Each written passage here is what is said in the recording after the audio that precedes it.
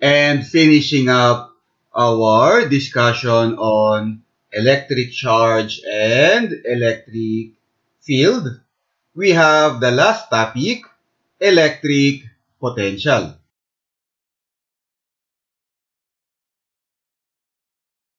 The electric force or the electrostatic force is a conservative force, just like gravity. As such, the work done by the electric force gets stored in the form of electric potential energy. So that's one more potential energy to take note of.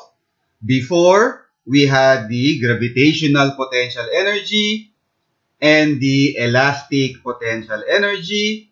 Now we have the electric potential energy. The electric potential energy between two charges, let the two charges be Q and Q naught, is given by the following. The force, the interaction force between two charges, again Q and Q naught, is given by Coulomb's law. 1 over 4 pi epsilon naught Q naught over R squared. Getting the work done by this force, we see that the potential energy, the electric potential energy between two charges is given by 1 over 4 pi epsilon naught Q naught over R.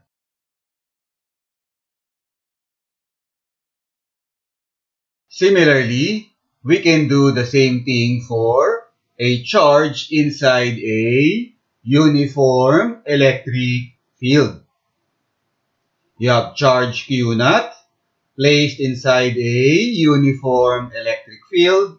The electric field will apply a constant force on the charge, and by looking at the work done by this electric force, we get the potential energy, the electric potential energy of a charge inside a uniform electric field. Q naught ED, where E is the uniform electric field, Q naught is the charge placed inside the electric field, and D is the distance of the charge from the negative plate if the charge is positive.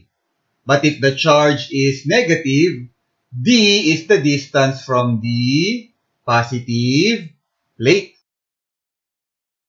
If we take the electric potential energy between two charges and remove one charge, all that's left is a scalar quantity produced in the surrounding space by the remaining charge. This quantity is referred to as the electric potential V. Unit is joules per coulomb. This is given its own unit, volt. Capital V, 1 volt. The electric potential V is equal to the electric potential energy divided by the charge Q naught. Two charges, say Q and Q naught. There is potential energy between Q and Q naught. If we remove Q naught, what's left is the electric potential produced by charge Q. V is equal to electric potential energy divided by Q naught. Thus, for a single charge Q, the electric potential is given by V is equal to 1 over 4 pi epsilon naught Q over R, the electric potential V produced by charge Q. Similarly, we are able to determine the electric potential for a uniform electric field. V is equal to E D. E is the uniform electric field, and V is the electric potential produced by the uniform electric field E. If we transfer D to the other side, we have E is equal to V over D. From this equation, we can see another unit for the electric field. V, electric potential, unit is volts. D is distance, unit is meter. For the electric field, another unit for the electric field is volt per meter. And this unit is equivalent to Newton per Coulomb, the unit for the electric field that we had been using before. So now we have two units for the electric field. Please take note. We have volts per meter and Newton per Coulomb. So again, electric potential for a single charge Q, V is equal to 1 over 4 pi epsilon naught Q over R. And for a uniform electric field, the electric potential is V is equal to ED.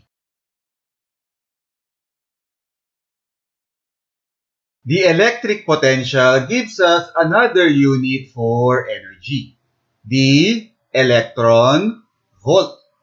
The electron volt is the amount of energy gained by an electron when it travels through a potential of 1 volt. So let Q naught be the charge of an electron, so negative 1.602 times 10 to the negative 19 Coulomb. And let the electric potential V be equal to 1 volt.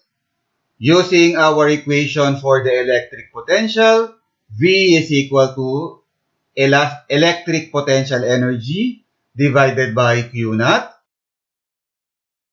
Electric potential energy is equal to Q naught V. Q naught, negative 1.602 times 10 to the negative 19 Coulomb, absolute value. And V is 1 volt. This gives us 1.602 times 10 to the negative 19 joules. The potential energy gained by the electron when it travels through a potential of 1 volt, 1.602 times 10 to the negative 19 joules. This is 1 electron volt. 1 electron volt or 1 EV is equivalent to 1.602 times 10 to the negative 19 joules. So please take note of this, another unit for energy. You'll recall that the unit for energy is joules. We also have the units for heat, calories, and so on. We now have the electron volt. 1.602 times 10 to the negative 19 joules.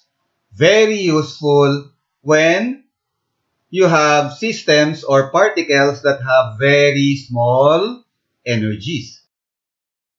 Instead of expressing it in terms of times 10 to the negative 19 or times 10 to the negative 20, we can express the energy in terms of electron volts. When you compare the electric potential of two locations, point 1, point 2, you compare the electric potential at point 1 with the electric potential at point 2, we have what is referred to as the electric potential difference or simply potential difference. The electric potential difference is known in simple circuits as voltage. And that's it for our discussion. That's it for our discussion on electric potential. And that's it for our discussion on electric charge and electric field. So thank you for watching.